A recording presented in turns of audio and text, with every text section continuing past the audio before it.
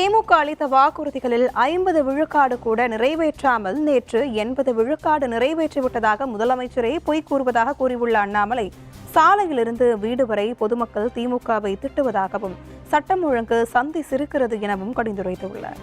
திமுகவை பற்றி எவ்வளவு பேசினாலும் கூட அது புளிச்ச மோர்ல புளிச்ச தண்ணியை ஊத்துற மாதிரி. ஏன்னா அவ்வளவு பேர் திட்டி தீத்துட்டாங்க. ரோட்ல இருந்து திட்டுறாங்க, வீட்டுல இருந்து திட்டுறாங்க. அதற்கு மேல புதுசா நான் என்ன பேச போறேன்? தலைவர்கள் எல்லோருமே பேசிட்டாங்க. சட்டம் ஒழுங்கு சந்தி சிரிக்கிறது. வீதியில ஒரு பெண் பாதுகாப்பாக ஒரு சகோதரியோ தாயாரோ வீதியில எங்கேயுமே நடமாட முடியாது. ஏன்?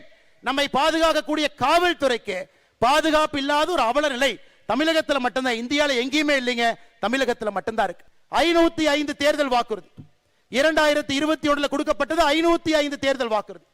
முதலமைச்சர் நேற்று சொல்றாரு 80% வாக்குறுதியை நிறைவேற்றி விட்டோம். இதே முதலமைச்சர் திரு ஸ்டாலின் அவர்கள் செப்டம்பர் 13ஆம் தேதி 2024 ராஜபாளையம் எம்எல்ஏ கல்யாண விழாவில் சொல்றாரு 99% தேர்தல் வாக்குறுதியை நிறைவேற்றி விட்டோம் என்று இதே முதலமைச்சர் மேடையில் சொல்றார். யோசிச்சு பாருங்க, ஒரு முதலமைச்சரே பொய் சொல்லக்கூடிய அவலமான ஆட்சி தமிழகத்தில் மட்டும்தான்.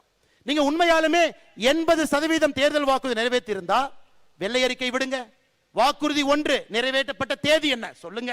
வாக்குறுதி 2 நிறைவேற்றப்பட்ட தேதி என்ன சொல்லுங்க. வாக்குறுதி 3 நிறைவேற்றப்பட்ட தேதி என்னன்னு சொல்லுங்க.